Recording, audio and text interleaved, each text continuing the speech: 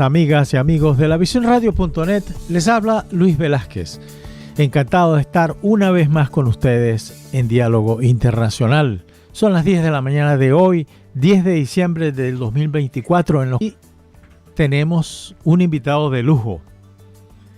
Se trata del doctor Paciano Padrón, abogado de la Universidad Central de Venezuela, doctor en Derecho, egresado de la Sorbonne, parlamentario durante 20 años, dirigente político, profesor universitario, autor de numerosos libros, vicepresidente de CICIBEN, el Comité Internacional contra la Impunidad en Venezuela, miembro de la Junta Directiva del Movimiento Ciudadanos Venezolanos en el Mundo para Estados Unidos de Coalición por Venezuela. Y lo he invitado para que hablemos de algo lamentable, algo que no es fácil manejar, que es el acoso que el gobierno de Venezuela mantiene sobre la embajada de Argentina en Venezuela, pero no no es por Argentina, es porque ahí se encuentran protegidos por Argentina y Brasil 6 dirigentes políticos que formaban parte del comando de campaña de María Corina Machado. Muy buenos días, doctor Padrón. ¿Cómo está usted? Buenos días, Luis. Feliz de estar contigo, hermano, en este programa y, por supuesto, tener el placer de hablar para ti y para todos tus amigos. Así es. Y esta invitación, el doctor Padrón, lo hice por muchas razones. La primera, porque tenerlo usted siempre es un gran valor y siempre ha sido un gran valor tenerlo aquí en Diálogo Internacional. En segundo lugar, no podía cerrar esta temporada de Diálogo Internacional. Hoy es el último día del programa de Diálogo Internacional y quería tener a una persona de su estatura conmigo. Qué honor, bueno, para mí, de verdad, estar en este cierre de este periodo. De este periodo, exactamente. Esta es una etapa y yo estoy seguro, y para ello comenzamos a trabajar, que ya en enero estaremos saliendo al aire de nuevo en otra estación, en otra radio. Pero bueno, doctor Padrón, 6 son los opositores políticos que se refugiaron en la embajada de Argentina en Caracas, y eso sucedió el 20 de marzo del corriente año 24. Desde entonces ha habido un acoso terrible contra la residencia del embajador, hubo acoso contra los funcionarios diplomáticos, cosas que las convenciones internacionales prohíben. Y tuvieron que abandonar, o hay un rompimiento de relaciones entre los dos países por el trato que se le ha venido dando, en desconocimiento de todas las convenciones internacionales que han firmado y que Venezuela ha formado parte, siendo una de ellas la Convención de Caracas sobre el derecho de asilo. Y para ello ha utilizado intimidación, intensificando las limitaciones que pudieran tener, como la electricidad, gas directo, vigilancia permanente, drones sobrevolando la residencia. En fin, una de esas cantidades de artimañas que utiliza un gobierno de facto como es el gobierno de Maduro. Al mismo tiempo, la comunidad internacional ha condenado enérgicamente estas acciones y calificándolas de inaceptables y violadoras, pero usted sabe que con declaraciones muy pocas cosas se pueden resumir. Doctor Padrón, ¿cómo explicarnos este hecho, siendo que nosotros formamos parte de una comunidad internacional, que además se rige por convenciones internacionales que tratan este tipo de cosas como es el derecho de asilo? ¿Cómo es que el gobierno de Venezuela se niega a estas alturas a otorgarle el salvoconducto para que estas personas salgan del país y se protejan y sobrevivan? Luis, ¿cómo entender todo eso? Vamos a ir al fondo de lo que estás planteando. ¿Por qué el gobierno de Venezuela hace esto a sabiendas de que tiene un alto costo político internacional, porque está violando de manera descarada disposiciones comúnmente aceptada. Esto ocurre, pero déjame decirte alguna cosita previa.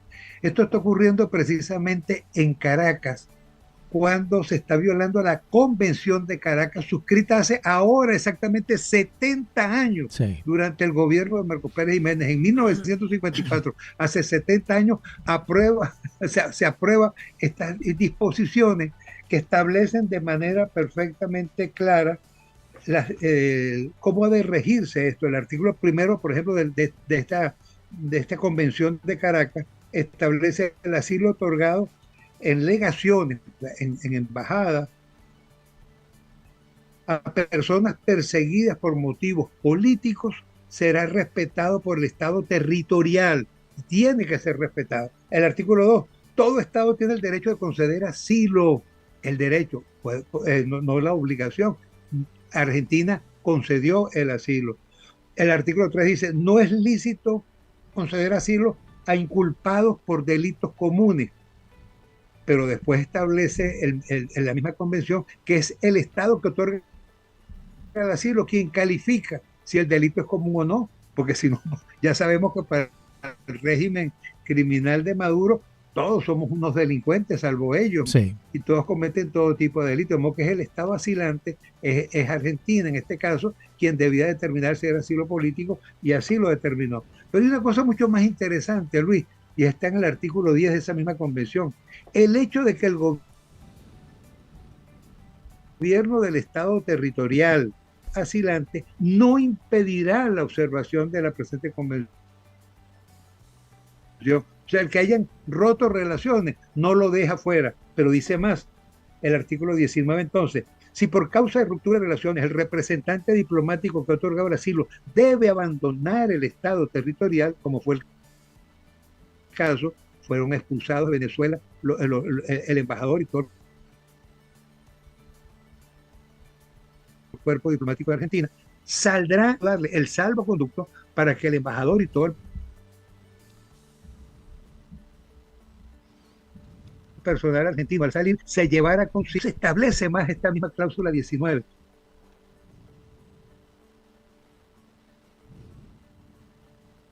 Si lo anterior no se cumple, es llegarnos a la representación de un tercer Estado parte en la convención, con las mismas garantías, que fue lo que ocurrió, Luis, se le entregó a Brasil.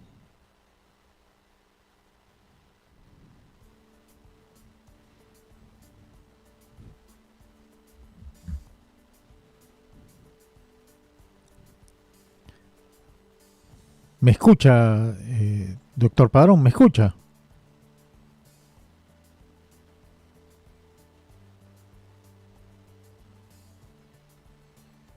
¿Me escucha, doctor Padrón? Se cortó. Son problemas de él, no de nosotros. Es su señal, no es aquí. Te lo voy a decir que se desconecta.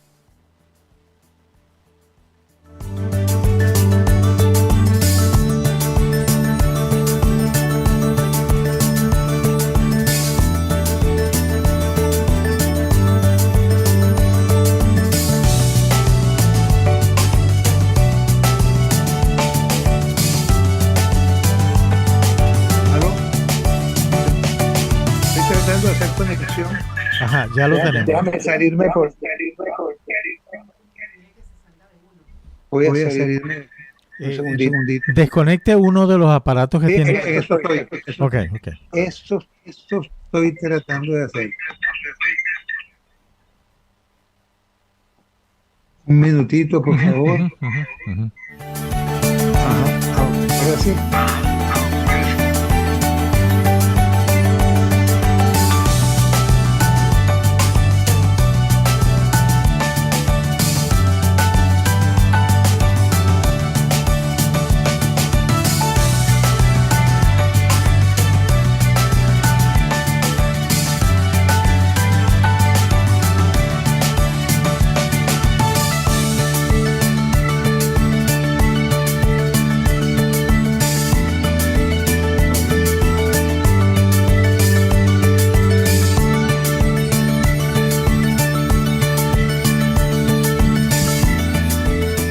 Logré terminar con... Perfecto.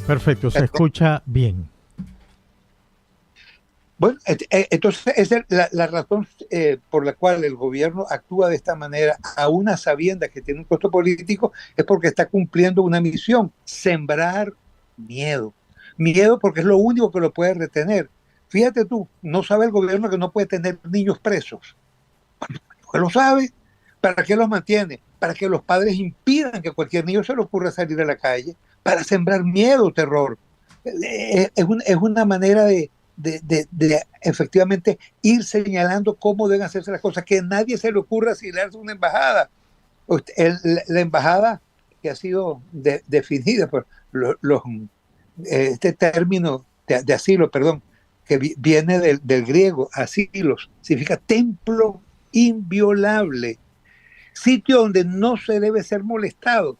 Entonces, precisamente, ¿de qué se trata? De hacer que la gente no busque un asilo, que ya sepa que no puede asilarse porque resulta altamente peligroso. Es peor estar asilado que estar en otro sitio. Pero lo que estás es mandando mensajes de miedo, mensajes de lo que la gente no debe hacer. Frente a esto, la comunidad internacional, a mi juicio, mi querido Luis, debe reaccionar. Creo que no lo está haciendo en el nivel que corresponde. Sí, yo tengo esa misma expresión, doctor Padrón, que efectivamente no está, no está sucediendo lo que debió haber sucedido desde el principio, pero hay varias cosas que agravan la situación. Primero, el escenario mundial hoy día está muy complicado y los países que tienen el mayor peso, por llamarlo de alguna manera, en el mundo están ocupados por dramas muy grandes, en primer lugar. En segundo lugar, hay un tema que muy pocos han tratado, es decir, la enemistad o la distancia que se ha creado entre Maduro y Lula afecta mucho todo esto, porque facilita aún más mantener a 6 personas, entre ellos 2 damas, en una embajada totalmente aislados. Ellos tienen claro que no pueden invadir la embajada. Pero mire, hay antecedentes. El presidente de Ecuador, el actual presidente de Ecuador, tenía claro que no podía invadir la embajada y invadió la embajada y sacó al que había sido en la embajada de México en Quito. Y no hay límite. Y eso es muy peligroso. Por supuesto, y frente a este gobierno se puede esperar eso y mucho más. Ahora, hablábamos de la no reacción de la comunidad internacional. Comenzaría, y seguramente tú estás de acuerdo conmigo, en pensar que Brasil no está haciendo, desde mi perspectiva, lo que corresponde. Porque hemos visto moverse a Argentina, que ha planteado a nivel de Naciones Unidas y de la OEA, acaba de plantearlo en Europa también, la necesidad de reaccionar frente a este ataque a su embajada, pero es Brasil, a cuyo cargo está la embajada de Argentina, y la vida de estas 6 personas no está haciendo los reclamos que se quiere, salvo que lo está haciendo en secreto y con un efecto negativísimo, porque nada ha ocurrido hasta ahora. Porque Brasil debe levantar la voz. Deben levantar la voz, yo creo que el cuerpo diplomático venezolano, y de manera particular quizás el decano de ella, el nuncio apostólico, que debería igualmente fijar posición. Cuerpo diplomático venezolano que se consigue en la misma posición. Hoy es Argentina, pero mañana puede ser cualquier otra embajada. Cualquiera. Entonces no puede ser que el cuerpo diplomático se quede tranquilo, que el mundo deje que estas cosas estén sucediendo de manera brutal. O sea, ese asilo o templo inviolable, bueno, está violado de cualquier manera. No tienen agua, le cortaron el agua, le cortan la luz, le cortan el internet. Hay drones que están dando vueltas por encima de ellos, no les permiten entrar alimentos o están entrando goteaditos de una manera como ellos le venga en gana. Han afectado a los vecinos, porque entonces para evitar que los vecinos puedan pasar luz o agua, porque los están bloqueando para matarlos, para atemorizarlos, para torturarlos. Entonces han afectado igualmente a los vecinos. Toda esta situación que viola el derecho normal, pero el derecho interno, pero además viola el derecho internacional, tiene que ser repudiado. Y lo estamos repudiando. Y desde acá, desde tu programa, esta tribuna tuya, creo que es bueno decírselo a América y al mundo.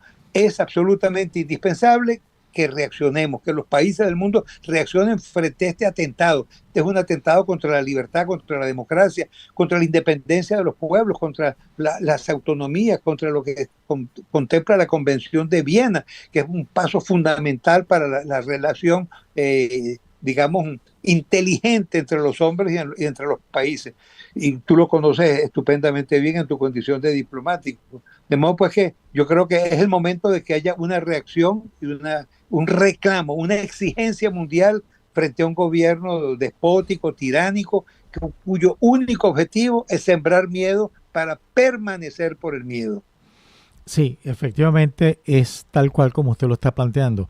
Pero también me pregunto, doctor Padrón, por ejemplo, ¿hasta dónde puede llegar la acción de los organismos internacionales hoy en día, en primer lugar? En segundo lugar, ¿cómo es que Lula se da el gusto de decir el problema de Venezuela es un problema de los venezolanos, no es un problema mío?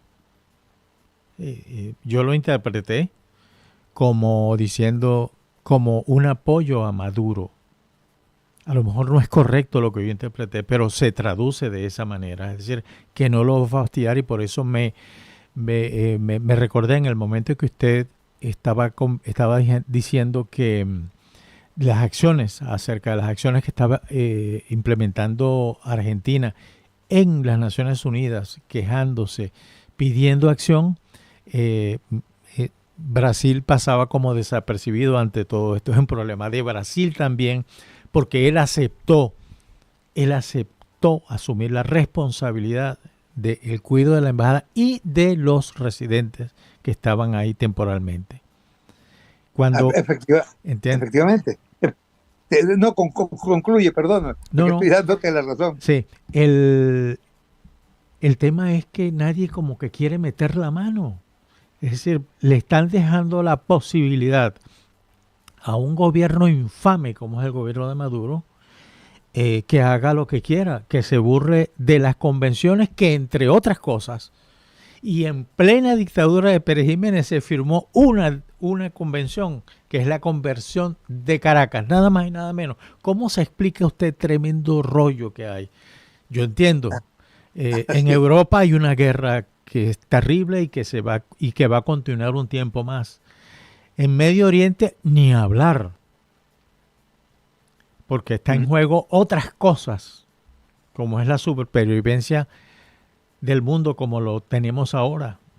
Y en Asia, pues ni hablar. Yo me espanté cuando vi que buques de guerra rusos se unían a los buques chinos para cercar a Taiwán. Un mar por donde pasa el 95% del comercio mundial. Nada más y nada menos. Así es. No, tú lo dijiste al inicio de nuestra conversación. Esto está ocurriendo en medio de un mundo absolutamente convulsionado. El único problema que el mundo tiene no es Venezuela. Obviamente que no. Y esto hace que cada quien esté de alguna manera cuidando hasta dónde pueda llegar o no. Dice Brasil, o dice Lula, el presidente de Brasil, que el problema de Venezuela es de Venezuela. Le compramos la idea. El problema de Venezuela es de Venezuela y el de Brasil es de Brasil. Eso es verdad, pero hay en primer lugar, una solidaridad y una complementariedad mundial, pero por otro lado hay una obligación de los estados. Brasil pudo o no haber aceptado encargarse de la embajada de Argentina y de estos asilados, pudo haber dicho no, pero una vez que dice sí, está obligado a hacerlo y lo obliga el artículo 19 de la Convención de Caracas. Dice, si el Estado asilante se tiene que ir a la representación diplomática, la representación de un tercer Estado, parte de esta convención, puede adquirir ese compromiso y lo adquirió con las mismas garantías establecidas en la Convención de Caracas. De modo que entonces Brasil no puede Lula pretender decir es un problema de Venezuela. No, el mantener la vida de esa gente, el garantizarle y el exigirle al Estado venezolano, al Estado territorial, que cumpla su obligación de vigilancia de la embajada y de protección de los que allí están, es su obligación. ¿De quién más va a ser? si está bajo la responsabilidad precisamente de Brasil. El Estado receptor deberá proteger los locales de las embajadas contra los daños, perturbaciones de la paz, atentados contra la dignidad. Bueno, ¿y qué más se puede pedir? Ahora, ¿a quién le corresponde? A Brasil. ¿Quién está incumpliendo? Brasil. Brasil. Porque yo creo que a esta hora hace mal Brasil, pero hace mal en general la comunidad internacional, como decíamos. El cuerpo diplomático acreditado en Venezuela debería reaccionar, el nuncio apostólico, yo espero que pueda hacer muy pronto un pronunciamiento en relación a esto, y me refiero al nuncio porque él es el decano del cuerpo diplomático venezolano, él lo representa, de modo que entonces le correspondería en primer lugar el ser el primero quizás en dar una palabra, quizás después de Brasil, que tiene la obligación directa. Sí. Hay una pregunta, y me perdona si en realidad me olvidé de eso, pero a mí no me queda claro que el trámite del salvoconducto se haya realizado por la premura como sucedieron los hechos uno tras otro. No, se había solicitado inicialmente, no en el momento en que se van las autoridades diplomáticas argentinas, se marchan del país, que fue un tiempo perentorio, si no recuerdo mal, de 48 horas que le dieron para salir. Pero ya desde antes, desde el momento mismo en que Argentina concedió asilo, solicitó el salvoconducto. Y ese salvoconducto debe ser otorgado de inmediato. Pero obligatoriamente, obligatoriamente. De modo que el asilo otorgado debe ser respetado por el Estado territorial y debe otorgar de inmediato el salvoconducto. Dice, salvo casos de emergencia, etcétera, es decir, referido a circunstancias externas que impidan que eso pueda proceder. De lo contrario, está obligado a otorgarlo. De modo que hay aquí una clarísima violación. El salvoconducto fue solicitado y en todo caso, si no, podría solicitarlo perfectamente Brasil ahora, claro, que debería solicitarlo, distinto al que ya solicitó Argentina o complementario al que solicitó Argentina. Sí, sí. Y eso es un trámite que me imagino que no se ha hecho todavía. Y eso hay que hacerlo.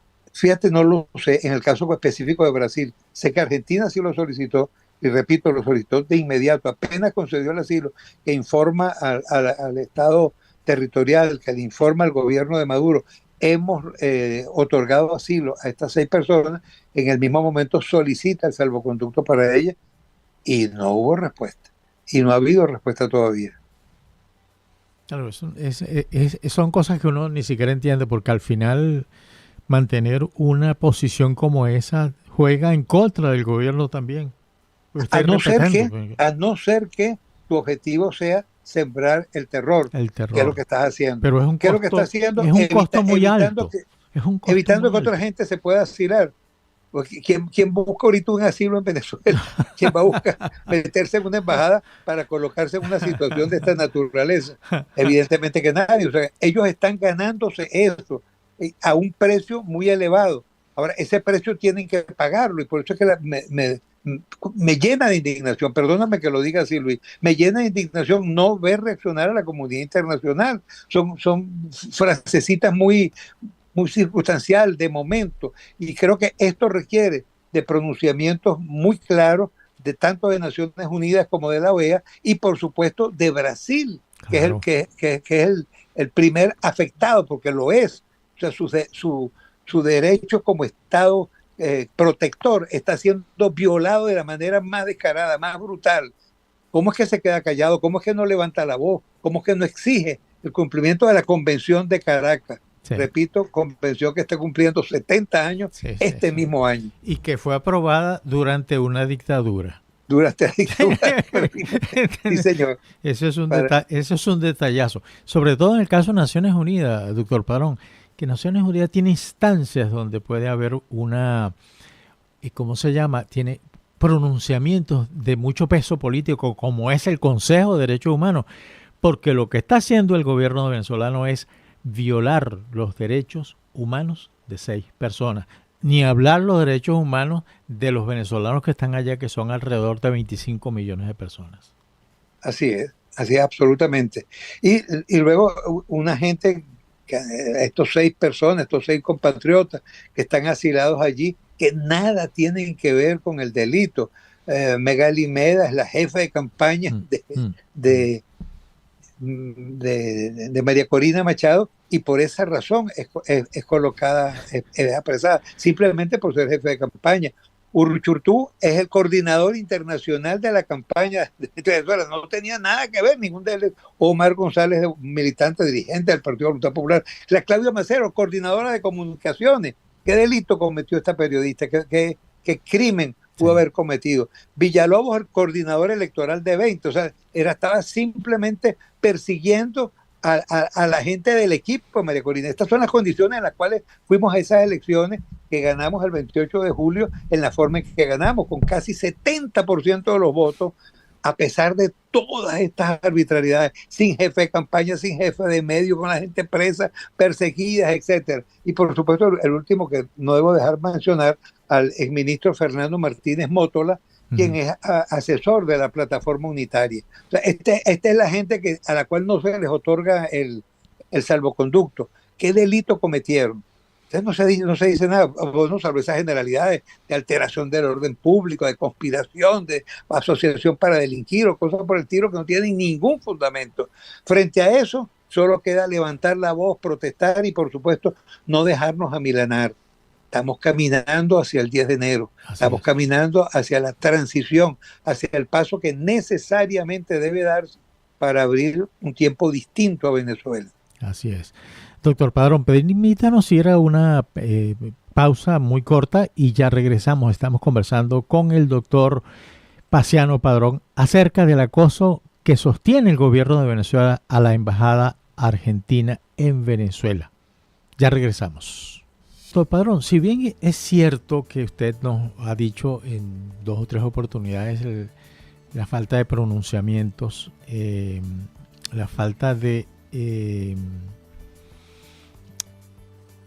movimiento de parte de la comunidad internacional organizada, como es el caso de el cuerpo diplomático que está acreditado en Venezuela, el propio Vaticano a través de su representación en Venezuela, es decir, la Unión Europea que está organizada en Venezuela y en el resto de los países.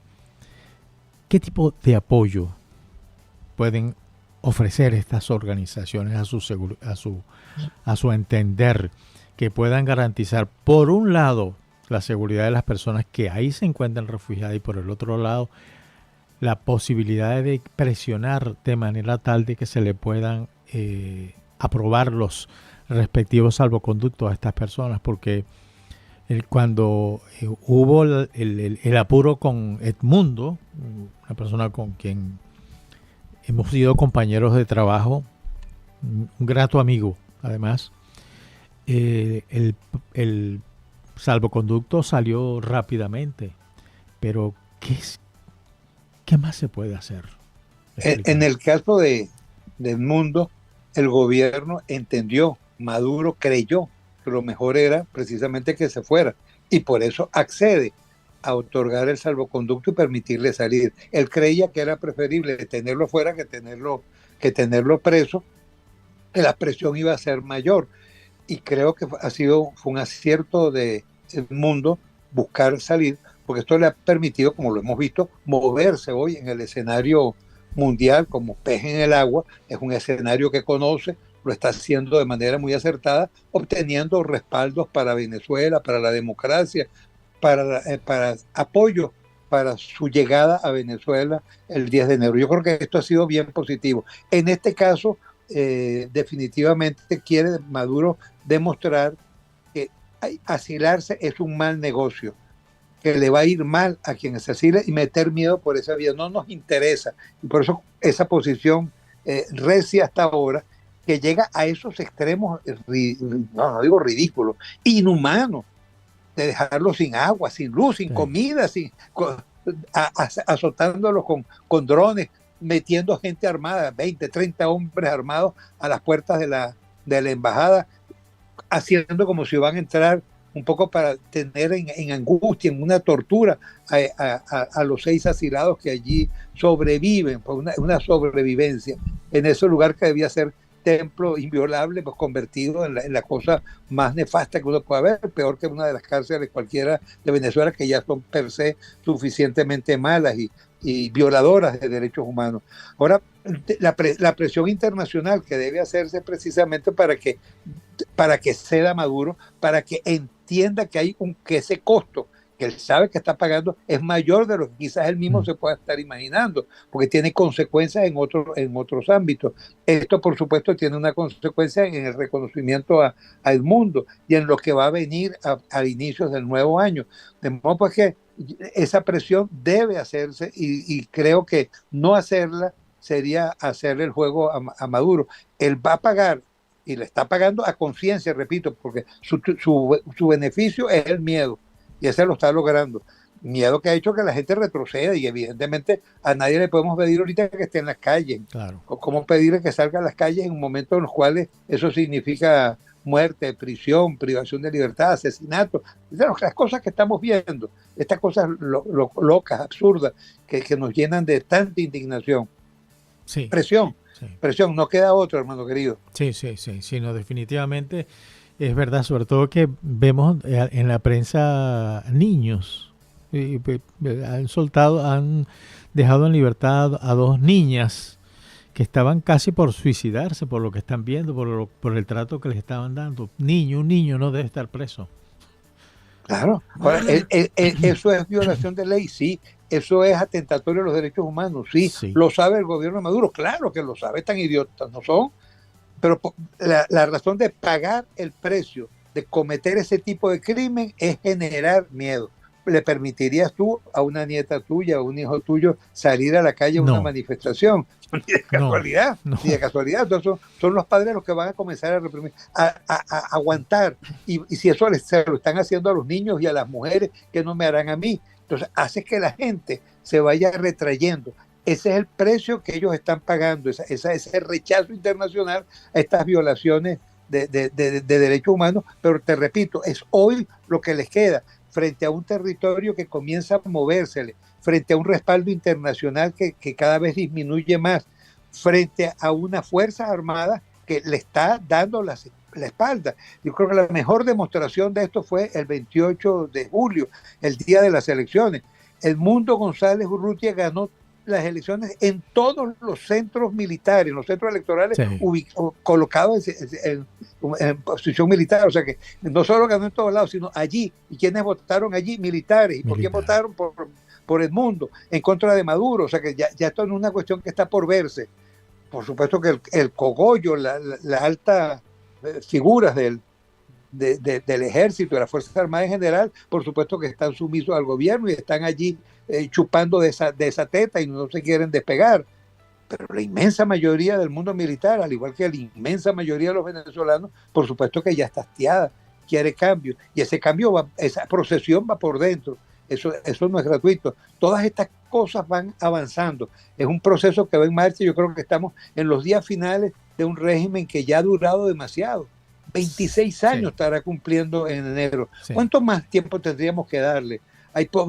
Todavía esa llamada revolución bolivariana puede generar alguna esperanza, cuando has ido hundiendo al país, destruyendo sus instituciones, su vida económica, su vida social. Todo está peor. La economía es un verdadero desastre. Si en 26 años no lo han logrado y todo va hacia abajo, hacia abajo, hacia abajo, y al pueblo lo rechaza al punto de que aún en las condiciones en que votamos, casi el 70% votó contra Maduro, haciéndolo a favor del mundo.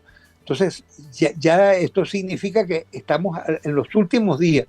Hay que dar el empujoncito necesario, hay que dar los pasos, y yo tengo mucha fe, mucha confianza en el liderazgo de María Corina y en lo que ha venido haciendo y sigue haciendo aún hoy en la clandestinidad, perseguida como está, afortunadamente que no ha perdido los contactos y las relaciones y sigue siendo la conductora de este proceso. Y así como tuve fe en el proceso electoral y lo condujo a buen puerto, yo no tengo dudas de que vamos a rematar llegando a donde tenemos que llegar, produciendo el cambio político a comienzos del nuevo año y haciendo, por supuesto, que Venezuela comience a vivir una nueva era.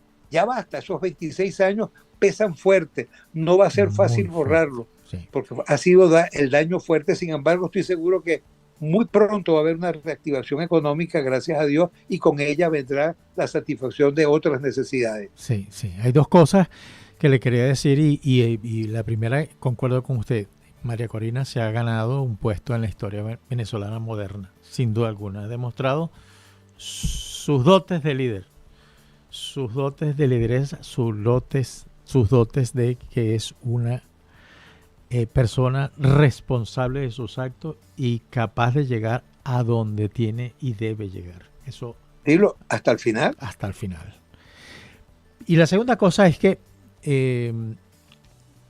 yo hace poco estaba elaborando un artículo acerca de todo esto, ¿no? Un poco. Y me preguntaba si tomamos como referencia lo que ha sucedido con Cuba, con Nicaragua y con otros países de la región, dentro de ese marco tan feo que significan esos dos países, lamentablemente, no ciudadanos que están siendo oprimidos como nunca han sido oprimidos. Incluso hasta hace poco Ortega y su esposa provocaron una reforma profunda de la Constitución que le permite a la familia Ortega Murillo mantenerse en el control del poder por muchísimo tiempo. Casi una dinastía como la hemos visto en la historia de los asiáticos, sobre todo en Corea, por ejemplo, y en China. Ahora, dentro del marco de esas cosas, ¿qué podemos esperar? Porque yo me imagino que mucha gente que participa en el gobierno dice, bueno, pero si mira cómo está Cuba, 60, 70 años de embargo, 60 años de presión y la mafia sigue gobernando. El caso de Ortega está por otro lado, donde hay asilados políticos de la oposición en varias embajadas acreditadas en Nicaragua, en Managua. Y no ha sucedido nada. ¿Es falta de qué? Falta de organizaciones que tengan realmente poder, que sean sólidas, que sean fuertes. ¿O es que simplemente las organizaciones siguieron trabajando sobre la base de la posguerra y no se dieron cuenta que el mundo estaba evolucionando hacia otro lado totalmente distinto, que ya la posguerra pasó y ellas perdieron fuerza? Y hoy día vemos que yo no recuerdo haber visto no más de dos veces o tres veces al secretario general Guterres referirse al caso de Venezuela, por ejemplo. Sí, desgraciadamente Guterres ha sido en esto nefasto. Un mudo, nefasta su actuación, su silencio cómplice y de alguna manera, yo diría, impropio con su condición de secretario general de las Naciones Unidas. Deberíamos esperar de él muchísimo más, pero como esperamos mucho más de la organización general que tiene que actuar. Hemos visto, sí, como tú mencionabas, el caso lamentable de Nicaragua, ahora incluso nuevamente atacando a la iglesia de frente, sí. Ordenando a las monjitas de todas las denominaciones a salir para sacarlas de una buena vez, que son forjadoras también de justicia y de reclamo de que las cosas marchen en otro camino. Y Cuba, ya con sus más de 60 años de una revolución que no ha hecho sino hacer involucionar a ese pueblo, desgraciadamente en unas condiciones en las que hoy está incluso en algunos aspectos mejor que Venezuela, pero que en todo caso pues una situación verdaderamente dramática. Creo que la salida de Nicaragua y de Cuba vienen atadas a la salida de Venezuela. Son procesos que se van dando. Esto que se dio en Siria, que tiene muchas implicaciones y que no es tan fácil de entender, evidentemente va a tener una repercusión igualmente en Venezuela. ¿Qué ha fallado? Hemos fallado nosotros mismos como oposición. Sí, hay puntos muy fallos en nuestra historia que nos permitieron dejarle ganar muchísimo terreno. Afortunadamente se afianzó, se consolidó el liderazgo de María Corina, que tú y yo reconocemos como altamente valioso y yo diría que indispensable a esta hora, y ese liderazgo ha ido generando un proceso de cambio distinto y que estoy seguro que a esta hora, en este momento de transición, en estos últimos días del año y principios del año 25, nos van a traer la posibilidad de cambio. Llegó la hora, es el momento de hacerlo. Y en este tiempo, en esta hora, creo que buscar solidaridad internacional es importante y ojalá que pueda estar a la altura. Nuestro pueblo lo ha dado, yo diría, en los últimos tiempos todo. Esa campaña electoral fue heroica, pero en medio de una circunstancia horrible. Tú recuerdas que ponían presa a la gente que lo recibía María Corina, que le daba alojamiento, que le vendía unas empanadas, y ya por el solo hecho de venderle empanadas, vas preso, te cierra el negocio. Es decir, una persecución brutal. Y eso no logró sino hacer que la gente cada vez más estuviera al lado del cambio. Yo creo que en este momento ya, en esta fase final, poniéndonos todos de pie, avanzando con paso firme, las cosas van a cambiar. La estrategia, los tiempos, los días, los irá indicando quien hoy ejerce el liderazgo de este proceso, María Corina Machado. Sí, sin duda alguna. Yo coincido con usted definitivamente. Definitivamente. Es ella la que puede producir ese cambio. Su regreso sería extraordinario. Sería muy triste que no se lograra consolidar el trabajo que ella realizó durante todos estos años, porque no fue un trabajo hecho exclusivamente para las elecciones. María Corina tiene varios años haciendo esto, es decir, no sé cuántos políticos, usted que ha sido un dirigente político importante dentro de un partido en Venezuela, ¿cuántos ha visto usted que ella recorrido de esa manera y tan detallada a Venezuela? No, definitivamente son muy pocas personas, muy pocos líderes y sobre todo con la capacidad de sintonía con la gente. Se logró generar una sintonía, digamos, efectiva, emocional, espiritual al lado de ella, que ha hecho posible que este pueblo esté hoy definitivamente en una actitud distinta y preparado para lo que viene, para el momento definitivo, para ese momento de cambio que debe darse a comienzos del 2025. Sí. Ahora,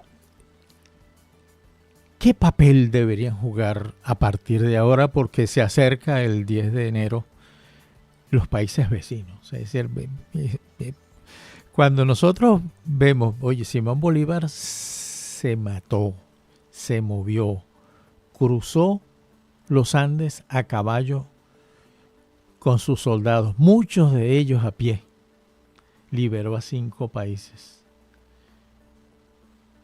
¿Cuál sería el papel que deben jugar ahora aquellos a quien el padre de la patria de Venezuela los liberó? No, les corresponde el papel de la solidaridad, por supuesto, el papel ya no solo como que vienen ejerciendo de receptores de la migración, que ya pasa a los 8 millones de los nuestros, que nos hemos visto obligados a salir, unos por razones políticas, otros por razones de sobrevivencia, porque no encontraban cómo comer o cómo trabajar.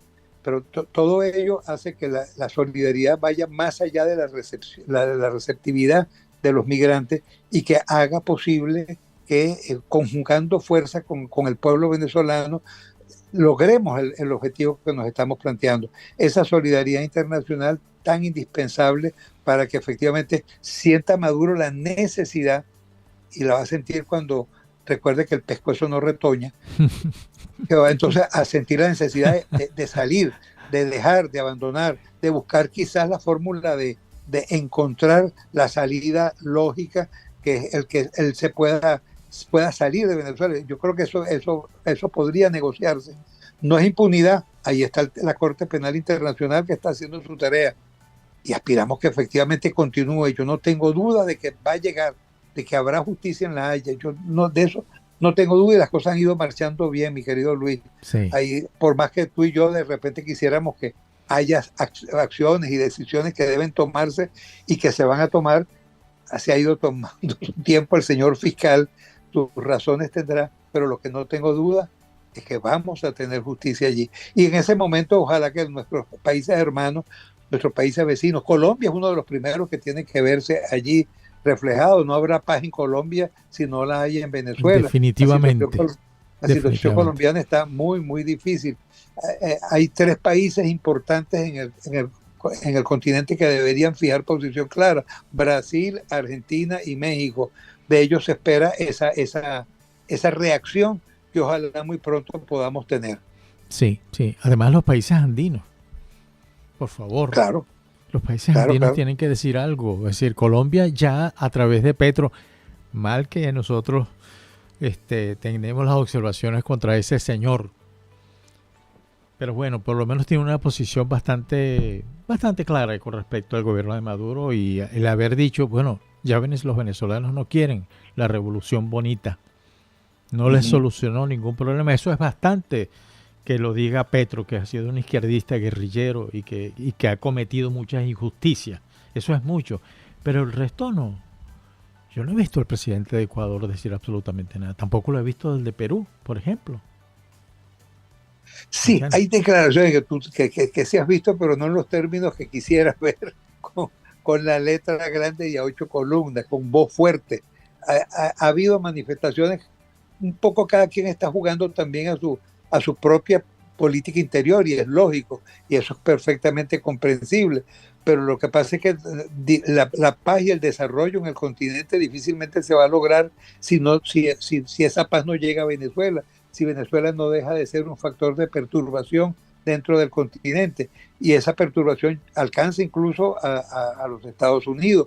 Acá es probable que a partir de enero también, con el cambio de gobierno, se generen algunos cambios, algunas políticas, tal como han sido anunciadas, que puedan traducirse en una mayor presión sobre el régimen de Maduro, por supuesto, y en un apoyo a este proceso de cambio que estamos alentando. Sí. Hace unos días, doctor Padrón, un periodista me preguntó de acá que cómo veía esa situación en Venezuela, porque está bien, una cosa son los refugiados, pero otra cosa es Venezuela. Y lo único que puede cambiar tanto en la situación de los refugiados como el tema de Venezuela es la salida de esa mafia tan fuerte que tiene 26 años atornillada en el poder en Venezuela. Y entonces este periodista me preguntaba acerca de cómo veía la situación y qué se podían hacer. Y yo le puse un ejemplo de un paisito africano de donde nació la ex fiscal Fatou Bensouda. Fatou Bensouda. Sí. En ese paisito pequeño había un dictador que muy amigo de la Fatou Bensouda, por cierto, muy amigo, la nombró primero fiscal y después la nombró ministro de Justicia. Imagínense. Tampoco podríamos esperar que la señora Bensouda hiciera un papel distinto en la Corte Penal Internacional. Se produjeron elecciones. El candidato opositor era un candidato que ya estaba exiliado en Senegal. Y bueno, ganó las elecciones. El señor Jammeh, como se llamaba este señor dictador que tenía 22 años en el poder, dijo, bueno, sí, ganó, pero yo no voy a entregar el poder. Acto seguido, la Unión Africana le dijo, a partir de hoy movilizamos las tropas hasta la frontera con Ghana. Si usted no entrega el poder, nos veremos en la lamentable situación de invadirlo y poner a quien justamente ganó las elecciones. Usted decide qué va a hacer. Entonces él, por supuesto, cedió el poder, está ahora custodiado porque además lo están juzgando, en fin, todo eso. Yo no aspiro que seamos invadidos. Yo lo que aspiro simplemente en que los países vecinos digan, bueno, mire, hasta aquí llegó el tren de la revolución venezolana.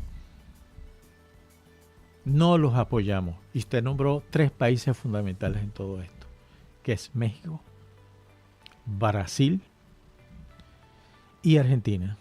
Hasta aquí Colombia. llegó. Y también Colombia, que ya lo ha dicho. Pero hay que ser más contundente, porque usted también lo dijo. La suerte de Colombia y la suerte de muchos países latinoamericanos pasan por el tubo de Venezuela, no pasan por otra parte. Sí ha habido la solidaridad, y tú decías, no la veo, sí la ves igual que yo la vemos, pero sí una solidaridad declarativa, digamos, de momento, sin que se sienta un compromiso real, que signifique coordinación con otros países, con otros elementos de la comunidad internacional para producir ese cambio que se requiere. las cosas también tienen sus tiempos y sus momentos. Yo creo que ese momento está llegando a Venezuela. Hay conciencia hoy plena, absoluta en el mundo, de que Edmundo González Urrutia es el presidente, de que no es que medio ganó, que ganó aplastantemente con el casi 70% de los votos, en medio de una trampa de tal magnitud que si hubiéramos votado, entonces casi que llegamos al 95%, porque de 10 millones de venezolanos que estábamos fuera de la posibilidad de votar, 5 millones en el exterior, 3 millones de jóvenes nuevos votantes y 2 millones de gente desplazada en el propio país, que se había ido de un lado a otro. 10 millones de electores que necesitamos inscribirnos, solo 600.000 lo lograron.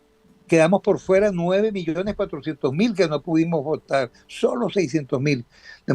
Y de esos 9.400.000 es probable que el 90 y tantote por ciento. O sea que aún en las condiciones brutales, el mundo sabe que ganamos y que ganamos muy bien. Eso es un punto muy importante. Y yo creo que eso que ya está además plenamente demostrado, va a tener su consecuencia. Y esa consecuencia no fue inmediata, esa tiene su tiempo. Ese tiempo está llegando. Ese tiempo de maduración se ha producido.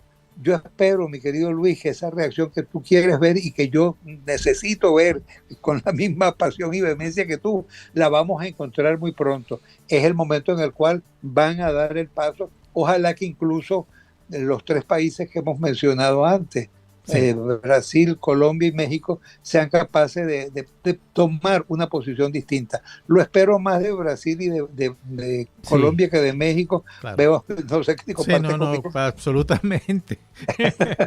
Pero bueno, vamos a ver, los días van pasando y ya veremos. Así es. Nos quedan 2 minutos de programa y antes de finalizar y despedirnos, me gustaría una reflexión suya profunda, como las que usted está acostumbrado a hacer. Gracias, mi querido Luis, me pones en aprieto después de presentarla de esa manera. ¿Qué te puedo decir, hermano? Estamos en los días finales de este año 24, un año definitivamente rudo, difícil, que nos ha traído, sin embargo, satisfacciones importantes como fue la del 28 de julio y desafíos aún más importantes como el hacer que esa voluntad del pueblo pueda ser cumplida.